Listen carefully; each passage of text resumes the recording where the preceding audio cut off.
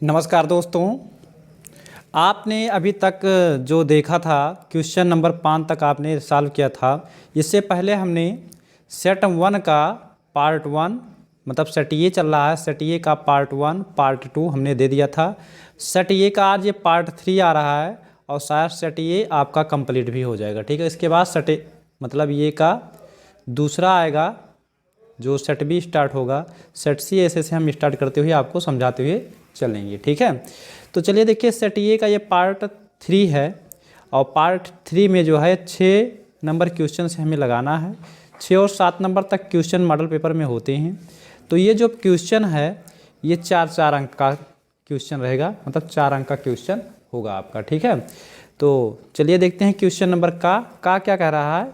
ये समांतर माध्य निकालना है, मतलब सांख्यिकी का क्वेश्चन है। कह रहा है निम्न सारणी से समांतर माध्य की गणना कीजिए। और गणना में अगर हम देखें तो क्या दिया है, दैनिक आय दिया है और मतलब कर्मचारियों की संख्या दिया हुआ। ठीक है, तो पहले हम क्या लिखते हैं, दैनिक आय। क्या लिखते हैं, दैनिक आय दिया है। कॉलम बनाते हैं, कॉलम को ध्यान रखना है। क्या है, दैनिक आय।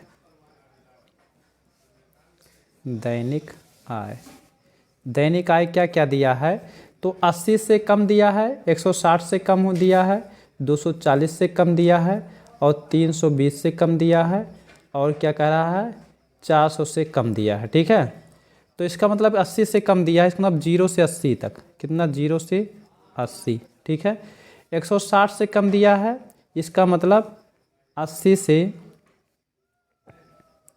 160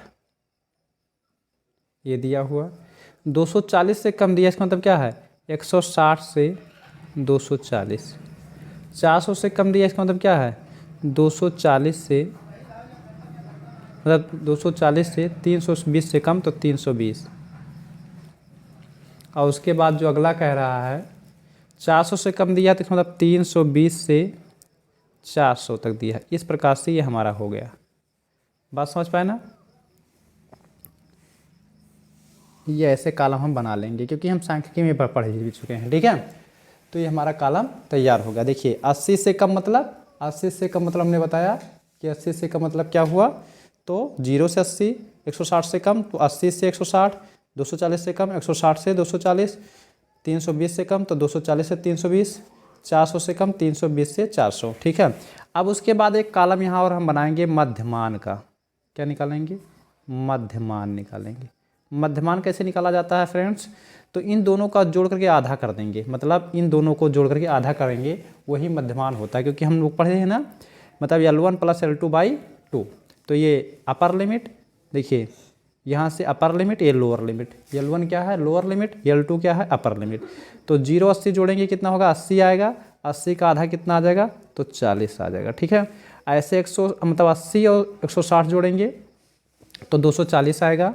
देखिए 160 और 80 जोड़ेंगे तो 240, 240 का आधा कितना हो जाएगा, 120 आ जाएगा। ठीक है, ऐसे ही लिखेंगे। ऐसे 240 और 160 जोड़ेंगे तो 400 आएगा। 400 आएगा, 400 का आधा कितना हो जाएगा, 200 हो जाएगा। ठीक है, मतलब क्या है, 80-80 बढ़ रहा है। ठीक है, यहाँ से कितना आ जाएगा, 280 आ जाएगा। इसको सॉल्व करेंगे, इन दोनों को जोड़ आधा करेंगे तो यहाँ कितना हो जाएगा, देखिए 280, 280 में जोड़ेंगे तो 340 आ जाएगा। 300, देखिए 40 से शुरू हुआ था, 40 में 80 जुड़ा 120 हुआ, 120 में 80 जुड़ा 200 हुआ, 200 में 80 जुड़ा कितना हुआ, 280 हुआ। 280 में 80 और जुड़ेगा तो कितना हो जाएगा, 360 हो जाएगा। ठीक है, ये हमारा आ गया। तो ये हो गया मध्यमान। क्या हो गया, मध्यमान। ऐसे भी जोड़ करके करेंगे। देखिए 2 और निकालिए, फिर जितना मतलब अंतराल आए उतना उतना आप जोड़ते चले जाइए। जैसे अगर हमने जोड़े 0-80 जोड़ेंगे कितना आएगा, 80 का आधा 40, 80 160 कितना आएगा, तो ये आ जाएगा 80 160 जो हो जाएगा 240 का आधा 120। ऐसे इसको जोड़ेंगे 400 का आधा कितना होगा, 200। ऐसे ऐसे इसको जोड़ेंगे तो देखिए यहाँ से कितना हो जाएगा, 0 0 0 हो जाएगा और 32 और 24 कितना हो जाएगा, तो 56 हो जाएगा। यानी 560 का आधा कितना, 280 हो जाएगा। ऐसे इसका जोड़ेंगे तो 720 हो जाएगा। 720 का आधा कितना, 360 हो जाएगा। तो वही चीज़ आया ना। तो इसको हम क्या मानते हैं, इसी को हम यक्ष कहते हैं। क्या कहते हैं, ध्यान रखिए, इसको हम क्या कहते हैं, यक्ष कहते हैं। मध्यमान को x कहते हैं, जरूर बात याद रखिएगा, ठीक है। अब उसके बाद क्या निकालते हैं, कर्मचारियों की संख्या, कर्मचारियों की संख्या, चारियों की संख्या, इसको हम यफ बोलते हैं। क्या बोलते हैं, यफ। ध्यान दीजिए, इसको हम क्या बोलते हैं, यफ। कितना दिया हुआ है, तो 12 दिया हुआ है, 32 दिया हुआ है, 67 दिया हुआ है, 97 दिया हुआ है और 120 दिया हुआ, ठीक है। उसके बाद जो हमें अगला कॉलम बनाना है, ध्यान दीजिएगा, हमें उसके बाद अगला कॉलम क्या बनाना है, तो अगला कॉलम बनाना है, देखिए ये हो गया यफ, ये हो गया यफ, ये हो गया एक्स। क्या जाना है, एफ एक्स कॉलम बनाना है। क्या बनाना है, एफ एक्स। अब एफ एक्स मतलब क्या होगा, यफ और एक्स का गुणा, यानी 1248, 480। इसका गुणा करेंगे तो 0 लगा देंगे, 12 दूना 24, 12 3 36, 36 2 कितना हो जाएगा, 38, ठीक है। ऐसे इसका गुणा कराएंगे तो 00 लगा दीजिए। देखिए 2 7 14 के 4 हो जाएगा, और उसके बाद गुणा कराएंगे तो कितना हो जाएगा, 2 छक 12, 12 कितना आ जाएगा, 13 आ जाएगा, ठीक है। इतना आ गया। इसका गुणा कराएंगे तो कितना हो जाएगा, 1 0 लगा देंगे, सबसे पहले 1 0 लगा देंगे। उसके बाद इसका गुणा 28 का गुणा कराना है 97 में, 28 और 97 का गुणा कर लीजिए, 28 का और 97 से गुणा करेंगे, 7 8 56 के 6, 7 दूनी 14, 14 5 19, 9 8 72, 9 दूनी 18, 18 और 7 कितना हो जाएगा, 25, 6 9 2 11, 5 1 6 1 7 और 2 कितना आ जाएगा, तो यह आ जाएगा 27 1 27 16 आ जाएगा, इतना हो जाएगा, ठीक है। इसका गुणा कराएंगे तो 2 0 लग जाएगा, और 12 छक 72 और 12 36, 36 और 7 कितना हो जाएगा, 43, इतना आ जाएगा, ठीक है। तो अब क्या करेंगे, यहाँ से हम सिग्मा एफ एक्स निकालेंगे, मतलब एफ एक्स का वैल्यू योग करेंगे और उसके बाद सिग्मा एफ निकालेंगे, ठीक है। अगर सिग्मा एफ एक्स की बात करते हैं तो इसको हम जोड़ लेते हैं, 0 0 0 0 0 0 आ जाएगा जोड़ने पर, ठीक है। 0 0 जोड़ेंगे 0 आ जाएगा। 8 4 12, 12 6 18, 18 के कितना हो जाएगा, 8, हाथ से लेकर आ जाएगा, 1 और 4 5, 5 8 13, 13 4 17, 17 1 18, 18 2 कितना हो जाएगा, 20, 20 की हो जाएगा 0, हासिल 2 आ जाएगा। उसके बाद 3 2 5, 5 3 8, 8 7 15, 15 और 3 15 3 18, 18 की 8 हो जाएगा, हासिल 1 हो जाएगा। उसके बाद कितना हो जाएगा, 1, और इसको अगर हम जोड़ेंगे तो कितना आ जाएगा, यहाँ आएगा 8, ये 8 हो जाएगा, मतलब एक हासिल आया था वो मिस्टेक था, तो 88,080 आएगा। कितना आएगा, 88,080 आएगा। तो यहाँ से आ जाएगा 88,080 आ जाएगा। हमें क्या निकालना है, समांतर माध्य। तो समांतर माध्य का जो फार्मूला होता है, समांतर माध्य बराबर, और इसको अगर हम जोड़ेंगे तो सिग्मा एफ को तो जोड़े ही नहीं, सिग्मा एफ बराबर कितना आ जाएगा, अगर इसको जोड़ेंगे तो 328 आ जाएगा। आप लोग जोड़ लीजिएगा, इसको जोड़ेंगे तो कितना आएगा, 328। समांतर माध्य बराबर फार्मूला क्या होता है, तो समांतर माध्य बराबर होता है सिग्मा एफ एक्स अपान सिग्मा एफ होता है, ठीक है। वैल्यू रखेंगे 88,080 बटे कितना आ जाएगा, 328 आ जाएगा, ठीक है। अब इसको अगर आप सिग्मा एफ एक्स अपान सिग्मा एफ, हमने सिग्मा एफ एक्स की वैल्यू 88,080 रखा और सिग्मा एफ का मान कितना रखा, 328 रखा, ठीक है। अगर 88,080 में 328 से भाग कर देंगे तो ये जाएगा 268.35, ये आ जाएगा। यही हमारा क्या होगा, राइट आंसर हो जाएगा, यानी ये हो जाएगा समांतर माध्य हो जाएगा, ठीक है। चलिए देखते हैं क्वेश्चन नंबर खा। देखते हैं हम अगला क्वेश्चन, जो हमारे पास क्वेश्चन है खा नंबर क्वेश्चन है, कह रहा तंबू, एक तंबू के ऊपर से शंक्वाकार तथा नीचे से लंबवृत्तीय बेलन के रूप में है। तंबू का संपूर्ण ऊंचाई 15 मीटर तथा आधार का व्यास 24 मीटर है। तंबू के बेलनाकार भाग की ऊंचाई 10 मीटर है। तो ज्ञात कीजिए तंबू बनाने हेतु कितने कैनवास की आवश्यकता होगा। ध्यान दीजिए, पहले हम चित्र इसका बनाएंगे खा का, और चित्र बनाने के बाद तभी हम सॉल्व कर सकते हैं। मतलब क्या है, एक बेलनाकार भाग है, ऐसे करके आप तंबू बना लीजिए। तो ये नीचे का भाग क्या है, बेलनाकार है तो बेलन बना लेंगे, और ऊपर का भाग क्या है, तो ऊपर का भाग शंकुआकार है। देखिए कह रहा है तंबू के ऊपर का भाग कैसा है, शंकुआकार है, मतलब इस प्रकार से, ठीक है, ऐसे दिया हुआ, ठीक है, बात समझ पा रहे हैं। ऊपर का भाग कैसा है, शंकुआकार है। कह रहा है एक तंबू ऊपर से शंकुआकार है, नीचे से लंबवृत्तीय बेलन है। ऊपर से शंकुआकार है और नीचे से क्या है, लंबवृत्तीय बेलन के रूप में है। तंबू का संपूर्ण ऊंचाई जो दिया है वो कितना दिया है, संपूर्ण ऊंचाई वो क्या दिया है, 15 मीटर दिया है। ध्यान से देखते जाएंगे, जैसे हम कर रहे हैं वैसे आप सॉल्व करेंगे, ठीक है। और कह रहा है कि आधार का व्यास कितना दिया है, 24 मीटर, तो त्रिज्या जो हो जाएगा वो 12 मीटर हो जाएगा, मतलब 12 ये हो जाएगा, 12 ये हो जाएगा, ठीक है। तो 12 ये हो जाएगा और 12 ये हो जाएगा त्रिज्या, क्योंकि व्यास दिया है 24 मीटर, तो त्रिज्या कितना हो जाएगा, 12 मीटर हो जाएगा। तंबू के बेलनाकार भाग की ऊंचाई जो दिया है वो 10 मीटर है, मतलब बेलनाकार भाग की ऊंचाई कितना दिया है, वो 10 मीटर है, ये दिया हुआ, ठीक है। तो ऊपर की ऊंचाई कितना आ जाएगा, तो बच्चा ऊपर की ऊंचाई आ जाएगा 5 आ जाएगा, मतलब इतना कितना दिया है, तो ये जो दिया है 5 दिया है, जो शंकुआकार ऊंचाई दिया, ठीक है। कुल मिला के 15 है, देखो इतना पूरा 15 है, तो इतना ऊंचाई कितना 10 दिया, तो इतना ऊंचाई क्या होगा, 15 होगा, ठीक है। कह रहा ज्ञात कीजिए तंबू बनाने में कितने कैनवास की आवश्यकता होगी। इसका मतलब क्या है कि कैनवास का क्षेत्रफल ज्ञात करना है। तो कैनवास का क्षेत्रफल कहाँ कहाँ लगेगा, तो बेलन का वक्रपृष्ठ निकाल लेंगे और शंकु का वक्रपृष्ठ निकाल लेंगे, ठीक है। तो यहाँ से ध्यान दीजिएगा, यहाँ से r बराबर कितना दिया हुआ है, तो त्रिज्या जो दिया है वो 12 मीटर दिया है। एक चीज़ ध्यान रखिए, त्रिज्या कितना दिया है, 12 मीटर दिया है। और लंबवृत्तीय बेलन की ऊंचाई जो मान लेते हैं वो h1 मान लेते हैं। क्या हो जाएगा, h1 बराबर कितना दिया है, 10 मीटर। और जो यहाँ से दिया है h2 बराबर जो दिया है, मतलब शंकुआकार भाग की ऊंचाई h2 बराबर कितना दिया है, वो 5 मीटर दिया है। तो शंकु का तिर्यक ऊंचाई भी निकालना होगा, नहीं यल बराबर, तो यल बराबर क्या होगा, देखिए यल बराबर निकालने के लिए ये दिया है और ये दिया है, ठीक है।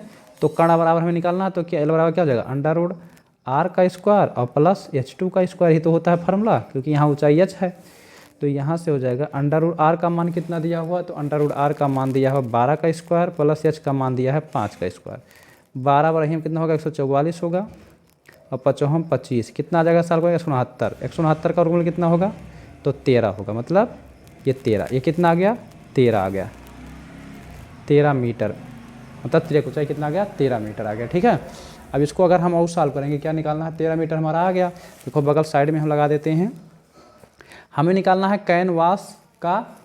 देखिए यहाँ पर जो कह रहा है क्वेश्चन, कह रहा है तंबू बनाने हेतु कितने कैनवास की आवश्यकता होगी। तो शंकु लगा है, तो शंकु का वक्रपृष्ठ निकाल लेंगे और बेलन का वक्रपृष्ठ निकाल लेंगे, यही हमारा कैनवास का क्या आ जाएगा, क्षेत्रफल। तो यहाँ लिखेंगे कैनवास का क्षेत्रफल, कैनवास का क्षेत्रफल हमें निकालना है, तो ये लिखेंगे। फार्मूला क्या होगा, मतलब क्या है, बेलनाकार भाग का वक्रपृष्ठ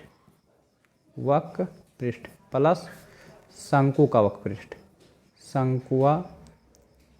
शंकुआकार भाग का वक्रपृष्ठ, ये तो हो जाएगा। मतलब जितना बेलनाकार भाग का वक्रपृष्ठ है और शंकुआकार भाग का वक्रपृष्ठ है, दोनों को जोड़ लेंगे, हमारा कैनवास का तैयार है। तो बेलनाकार भाग का वक्रपृष्ठ का फार्मूला होता है 2 पाई r इंटू h1 हो जाएगा, क्योंकि 2 पाई r h होता है, तो 2 पाई r h1 हो जाएगा। प्लस शंकु का क्या होता है, पाई r, देखिए पाई r2 इंटू यल हो जाएगा, क्योंकि पाई r l होता है, तो पाई r2 इंटू यल हो जाएगा। मान रखिए, देखिए पाई कामन हो रहा है, देखिए यहाँ r तो वही है, ये पाई r कामन हो रहा है, पाई r कामन हो रहा है, तो कामन कर लीजिए, ठीक है। जो कामन हो जाता है, कामन करने से कैलकुलेशन थोड़ा आसान हो जाता है, ठीक है। तो पाई r दोनों में कामन हो रहा है, कामन करेंगे क्या आ जाएगा, 2h1 प्लस यल आ जाएगा, ठीक है। तो पाई का मान रख दीजिए, क्या होता है 22/7। r का मान कितना दिया हुआ, तो r का मान दिया है 12। 2 गुणे h1 का मान कितना दिया है, तो h1 का मान जो दिया है, h1 का मान कितना दिया है, तो 10 दिया है। प्लस यल का मान कितना दिया है, तो यल का मान है 13। इसको अगर आप सॉल्व करेंगे तो कितना आ जाएगा, 22/7 गुणे 12, देखिए 10 दूना 20, 20 13 कितना हो जाएगा, 33। अब इसका गुणा करा के 7 से अगर आप भाग कर देंगे तो आपका आंसर आ जाएगा। ठीक है, तो गुणा कराते हैं। देखिए यहाँ से होगा 22 तियाँ 66। देखिए इसका गुणा कराते हैं ताकि 12 से गुणा करने में आसानी हो। 22 तियाँ 66, 22 तियाँ 66, 66 और 6 कितना हो जाएगा 72, और गुणे कितना हो जाएगा 12 बटे कितना रहेगा 7।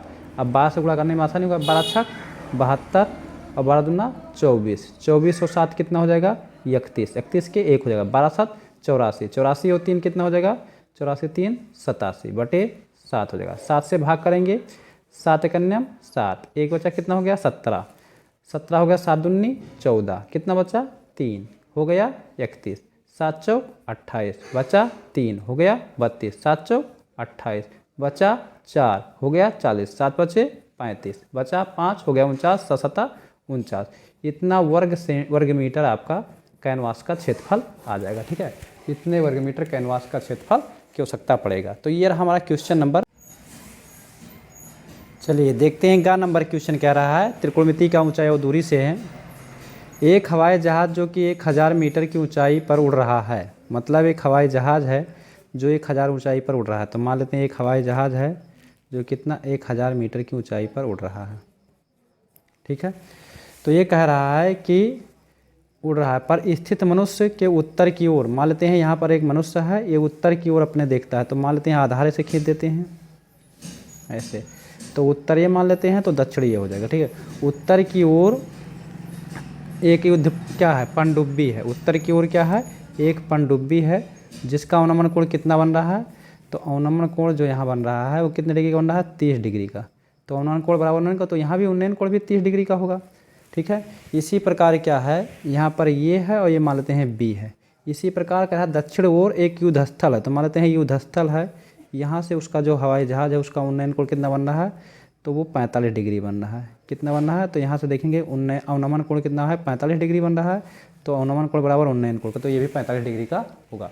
तो ये हमारा हो गया फिगर। ठीक है, और इसको हम मान लेते हैं यक्स है और ये क्या मान लेते हैं वाई है। हमें क्या निकालना है, हमें पनडुब्बी और युद्धपात की दूरी। तो पनडुब्बी ये है, मान लेते हैं क्या है सी बिंदु है और ये क्या है डी है। तो हमें डी सी के बीच की दूरी निकालना है क्योंकि हमें पनडुब्बी और युद्धपात, तो पनडुब्बी और युद्धपात के बीच की हमें क्या निकालना है दूरी निकालना है। यानी पनडुब्बी, देखिए पनडुब्बी ये है और युद्धपात की दूरी ये है, तो इनके बीच की दूरी। तो हम क्या लेंगे एक बार त्रिभुजीय वाला सॉल्व कर लेंगे, एक्स का मान आ जाएगा। एक बार त्रिभुजीय वाला सॉल्व कर लेंगे वाई का मान आ जाएगा, और एक्स वाई का मान दोनों को हम जोड़ लेंगे, हमारा आंसर आ जाएगा। ठीक है, तो चलिए देखते हैं हम यहाँ से सॉल्व करते हैं। आप लोग क्वेश्चन समझ गए होंगे, अब केवल हमें चित्र के द्वारा समझेंगे यहाँ। तो क्या लिखेंगे समकोण त्रिभुज, समकोण त्रिभुज, कौन सा त्रिभुज ये बी सी में, ये बी सी में। ठीक है, तो क्या लिखेंगे ए बी बटे बी सी, ए बी बटे बी सी। तो ए बी मतलब लंब और बी सी मतलब आधार। लंब बटे आधार क्या होता है तो tan थीटा होता है, तो tan 30 हो जाएगा। ठीक है, ए बी का मान कितना दिया बच्चा, तो ए बी का मान जो दिया है वो 1000 है, और बी सी का मान कितना दिया यक्स बराबर tan 30 का मान कितना होता है तो 1/√3 होता है। ठीक है, एक्स से गुणा कराएंगे, एक्स बराबर कितना हो जाएगा 1000√3, समीकरण नंबर 1 कर लेंगे। ठीक है, अब इसी प्रकार कौन सा समकोण त्रिभुज लेंगे, ये बी डी में समकोण त्रिभुज, ये बी डी में। तो क्या हो जाएगा ए बी बटे क्या कर देंगे, ए बी बटे बी डी कर देंगे बराबर लंब बटे आधार। ये भी क्या बनेगा tan थीटा, थीटा का मान कितना है 45 डिग्री। ए बी का मान कितना है 1000, बी डी का मान कितना है y, tan 45 का मान कितना होता है 1/1 हो जाएगा। ठीक है, y से गुणा कराएंगे, इसको रोका करते हैं, y से गुणा कराएंगे तो कितना हो जाएगा 1000 आ जाएगा। समीकरण नंबर 2 हमें क्या निकालना है, देखिए x + y निकालना है, डी सी युद्धपात के बीच की दूरी, युद्धपात तथा पनडुब्बी के बीच की दूरी, पनडुब्बी के बीच की दूरी बराबर क्या होगा x + y। x का मान कितना है 1000√3 प्लस y का मान कितना आया है 1000। 1000 कॉमन कर लेंगे, कितना आ जाएगा 1 + √3 आ जाएगा, या चाहे √3 + 1 यही कर दीजिए, आंसर क्या आ जाएगा ये मीटर। चाहे √3 का मान रख भी लीजिएगा। ठीक है, ये आपका क्या आ गया, आंसर आ गया। ठीक है, चलिए देखते हैं क्वेश्चन नंबर, ये था हमारा कौन सा क्वेश्चन था, घा था। आइए देखते हैं क्वेश्चन नंबर घा। ध्यान दीजिएगा, घा क्वेश्चन जो है, घा नंबर क्वेश्चन कह रहा है, दो पासों को एक साथ फेंका जाता है। ये जो है आपके सिलेबस से काट दिया गया। जो प्रायिकता लेसन है, प्रायिकता जो लेसन है वो इस बार आपके सिलेबस से हटा दिया गया। ठीक है, तो ये आपके सिलेबस में है नहीं, इसको काट दिया गया है। 30% कोर्स जो लेस किया गया है उसके अंदर से हटा दिया, तो ये हमें सॉल्व करने की ज़रूरत नहीं है क्योंकि आप लोग पढ़े भी नहीं होंगे। चलिए देखते हैं क्वेश्चन नंबर 7 है। क्वेश्चन नंबर 7 में 2 खंड हैं, 2 क्वेश्चन हैं और 2 6 अंक के हैं। अब जो क्वेश्चन नंबर 7 है वो 6 अंक का होगा। ठीक है, चलिए 7वां क्वेश्चन हमारा क्या कह रहा है। 7वां क्वेश्चन कह रहा है सभी खंड कीजिए। ये 7वां क्वेश्चन 6 अंक का रहेगा, जिसमें 7वां का क्या कह रहा है, 1/a plus 1/b plus 1/x बराबर 1/a plus b plus x को हल करके सरलता रूप में द्विघात समीकरण प्राप्त कीजिए। मतलब पहले इसको सरल करके द्विघात समीकरण प्राप्त करना है। द्विघात समीकरण प्राप्त करने के बाद कह रहा है मूलों की प्रकृति ज्ञात कीजिए।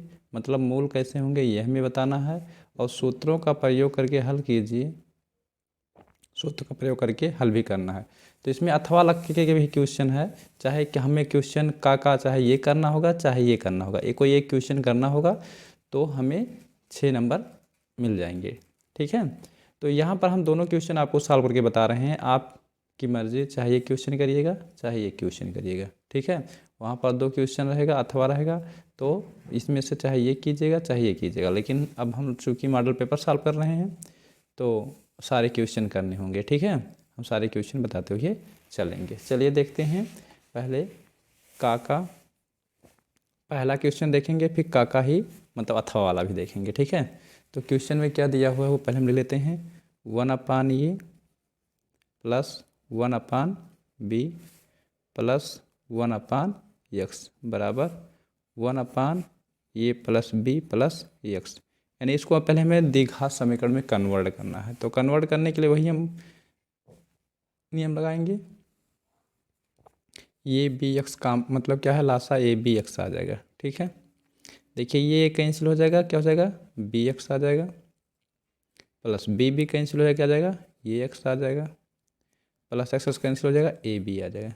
ठीक है, बराबर यहाँ से क्या आ जाएगा, 1/, ये प्लस बी प्लस एक्स आ जाएगा। ठीक है, चलिए यहाँ से क्या हो जाएगा, इसमें एक्स कॉमन ले लेते हैं। ठीक है, थोड़ा सॉल्व करने में आसानी हो जाएगा और कुछ नहीं होगा। तो एक्स कॉमन लेंगे, क्या बचेगा, ये प्लस बी और प्लस क्या आ जाएगा, ए बी बटे क्या हो जाएगा, ए बी एक्स हो जाएगा, बराबर 1/, ये प्लस बी, इसको ब्रैकेट में थोड़ा कर देते हैं, इंटू एक्स। ठीक है, चलिए गुणा कराएंगे तो पहले इसका गुणा इसमें कराएंगे, फिर इसका गुणा इसमें कराएंगे, फिर इसका गुणा इसमें कराएंगे, फिर इसका गुणा इसमें कराएंगे।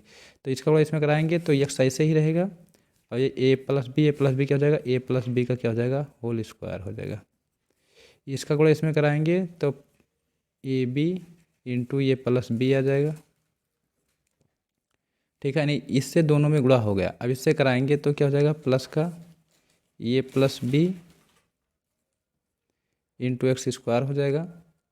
इसका गुणा इसमें कराएंगे तो प्लस का ए बी एक्स आ जाएगा, बराबर इसका गुणा इसमें कराएंगे तो क्या हो जाएगा, ए बी एक्स आ जाएगा। ठीक है, ए बी एक्स कैंसिल हो जाएगा, तो इसमें क्या बचेगा, तो ये प्लस बी कॉमन हो जाएगा। देखिए ये प्लस बी से सब में भाग कर सकते हैं, पहले लिख लीजिए एक बार क्या क्या बचा, एक्स इंटू ये प्लस बी का whole square plus A B into ये प्लस बी और प्लस ये plus B into X square बराबर क्या हो जाएगा, 0। देखिए ए प्लस बी से सभी पूरा समीकरण कट रहा है, देखिए ए प्लस बी से भी कट रहा है, ये भी कट रहा है, ये भी, तो ये प्लस बी से भाग कर देंगे तो क्या बचेगा, एक्स इंटू ये प्लस बी बचेगा, इसमें ये प्लस बी से भाग करेंगे ए बी बचेगा, और इसमें ये भाग करेंगे तो एक्स स्क्वायर बचेगा, बराबर 0। अब इसको सही क्रम में लिखेंगे तो पहले बड़ी घात तो एक्स स्क्वायर और प्लस ये plus B into X plus A B बराबर 0। तो ये हमारा एक आंसर आ गया, मतलब द्विघात समीकरण के रूप में कन्वर्ट हो गया।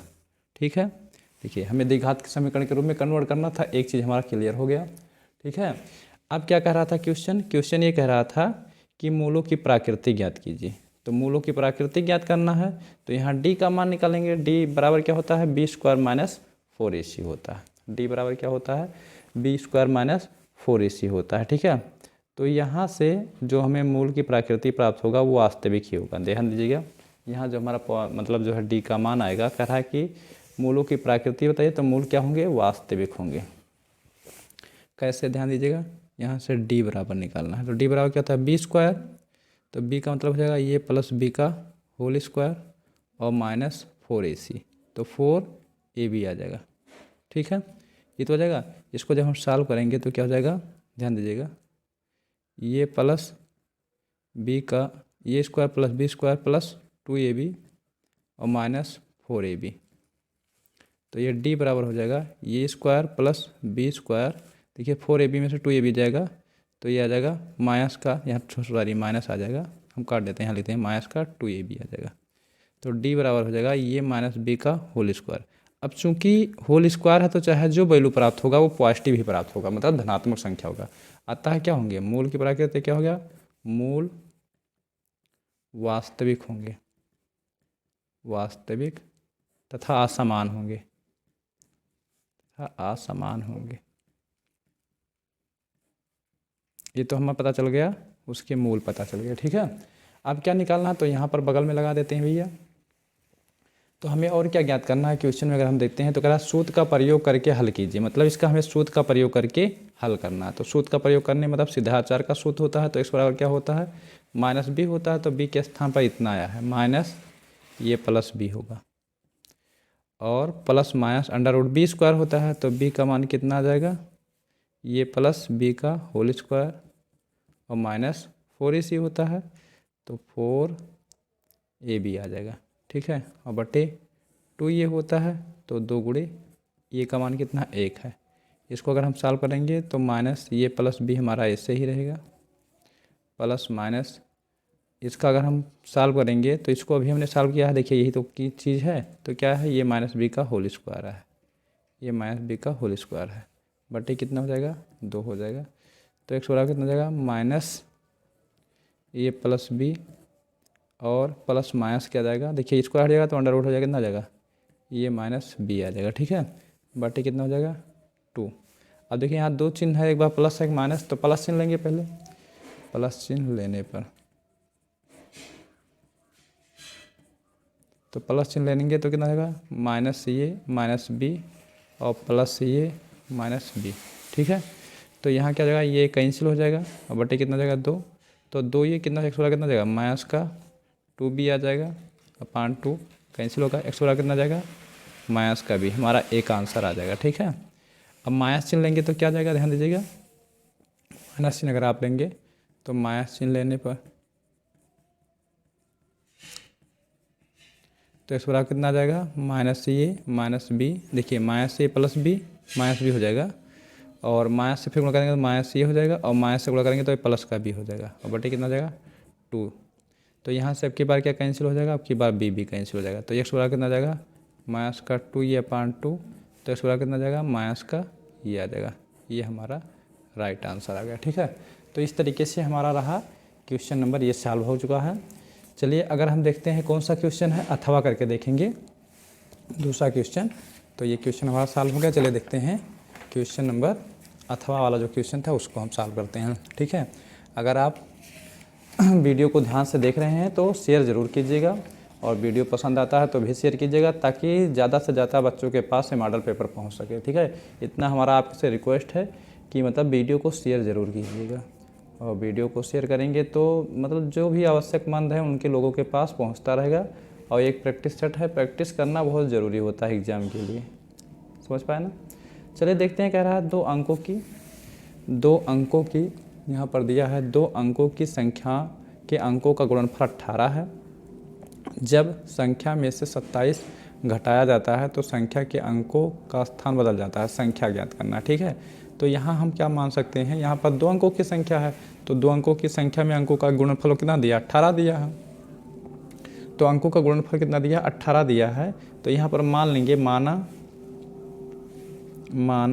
कौन सा है, इसी का अथवा वाला सवाल लगा जा रहा है, अथवा मतलब दूसरा नंबर है उसी का। ठीक है, तो मान लेते हैं, चाहे इसको आप 2 चर में मान कर लगा लेंगे, चाहे 1 चर में मान कर लगा लेंगे। माना इकाई बराबर एक्स, दहाई बराबर क्या मान लेंगे वाई।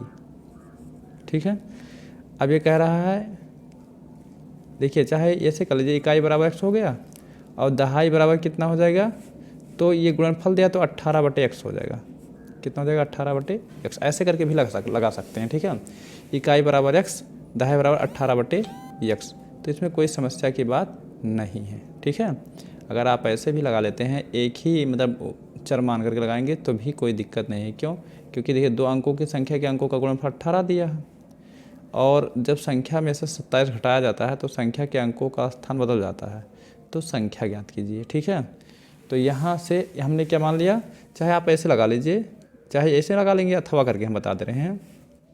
जब 2 चर वाला मांगेंगे तो क्या होगा, इकाई बराबर क्या मान लेंगे x मान लेंगे, और दहाई बराबर क्या मान लेंगे y मान। चलिए ऐसे लगा देते हैं, इकाई बराबर x, दहाई बराबर क्या हो जाएगा y हो जाएगा। ठीक है, तो यहाँ कह रहा है कि इनका गुणनफल, तो अंकों का गुणनफल मतलब x इंटू वाई बराबर कितना दिया है 18, इसको समीकरण नंबर 1 मान लेंगे यहाँ पर। ठीक है, ये हो गया। अब बात करें संख्या की, तो संख्या क्या जाएगा, तो संख्या का जो फार्मूला होता है बच्चा, क्या होता है 10 गुणे दहाई, तो 10 गुणे वाई और प्लस कितना हो जाएगा, तो प्लस हो जाएगा x हो जाएगा, 10 गुणे दहाई प्लस x, मतलब क्या हो जाएगा 10y प्लस x आ जाएगा। ठीक है, ये संख्या है हमारे पास। तो कह रहा है कि अगर संख्या में से 27 घटा देते हैं, मतलब संख्या ही तो है, संख्या में से क्या होता है कि 10y प्लस x में से कितना घटा देते हैं, अगर 27 घटा देते हैं मतलब -27 कर देते हैं, तो संख्या के अंकों का स्थान बदल जाता है। अंकों का स्थान बदल जाता है मतलब क्या है कि x दहाई के स्थान हो जाता है और दहाई x के स्थान पर, तो संख्या क्या हो जाएगा 10x हो जाएगा, यानी अंकों का स्थान बदल दीजिए, और प्लस क्या हो जाएगा y हो जाएगा।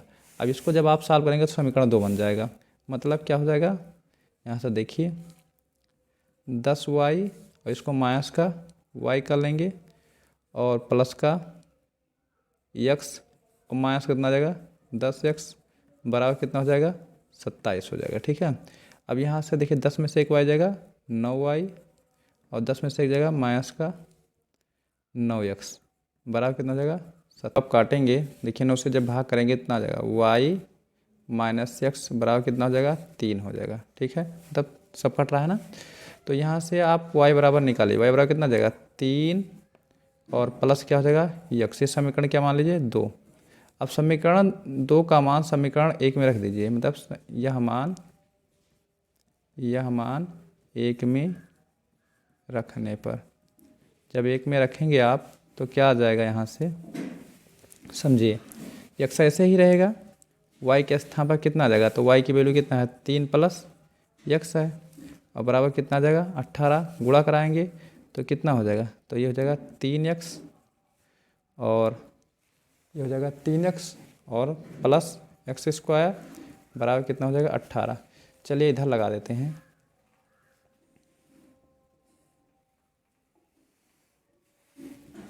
यहाँ पर लगा देते हैं, थोड़ा जगह खाली है ना, तो ये हो जाएगा, देखिए इसी को हम यहाँ कर रहे हैं। ठीक है, तो ये हो जाएगा x² प्लस 3x प्लस 18 बराबर 0। ठीक है, -18 हो जाएगा, जब पक्षांतर करेंगे इधर लाएंगे तो ये माइनस हो जाएगा। ठीक है, यहाँ ध्यान समझेंगे, यहाँ माइनस है। ठीक है, क्या जाएगा, देखिए यहाँ पे 18 है तो इसको इधर लाएंगे तो क्या जाएगा -18। 18 का ऐसा टुकड़ा कीजिए घटाने पर कितना आ जाए 3 आ जाए, तो 6×18 यानी x² plus 6x minus 3x minus का 18 बराबर कितना आ जाएगा 0, तो x कॉमन हो जाएगा, आ जाएगा x प्लस 6 और माइनस का 3 कॉमन लेंगे, x प्लस 6 आ जाएगा बराबर 0, तो यहाँ से x प्लस 6 और x माइनस 3 बराबर 0। 6 लेंगे तो अंक माइनस में आ जाएगा, अंक माइनस में होता नहीं है, नहीं क्या लिखेंगे, जब x माइनस 3 बराबर 0 तो x बराबर कितना आ जाएगा 3 आ जाएगा। ठीक है, तो x का मान 3 आ गया। अब यह मान उठा करके आप समीकरण 1 में रख देंगे, यह मान चाहे 2 में रख दीजिए तो भी आ जाएगा, 2 में रखने पर तो y का मान आ जाएगा, तो 2 में रखेंगे तो y बराबर कितना हो जाएगा, देखिए 3 y बराबर कितना दिया है, y बराबर दिया है 3 प्लस x दिया है, तो 3 प्लस कितना हो जाएगा 3 हो जाएगा, यानी y बराबर कितना आ जाएगा 3 3 कितना आ जाएगा 6 हो जाएगा। y का मान कितना आ गया 6, इसलिए संख्या हमें ज्ञात करना था, तो संख्या बराबर क्या आ जाएगा, संख्या बराबर जो हमारा आ जाएगा 10y प्लस x, यही तो था, तो संख्या बराबर 10 ऐसे रहेगा। वाई का मान कितना आया है, तो वाई का मान 6 आया है। अक्स का मान कितना है, एक्स का मान 3 आया है। तो 10 छक 60, 60 3 कितना है, 63, यानी वो संख्या क्या होगा, 63। ये हमारा राइट आंसर रहा। ठीक है, तो इस तरीके से ये हमारा रहा अथवा क्वेश्चन का आंसर। चलिए 7वें का हमने देखा, 7वें का अथवा भी देखा। अब चलिए 7वें का खा देखते हैं। ठीक है, 7वें का खा क्या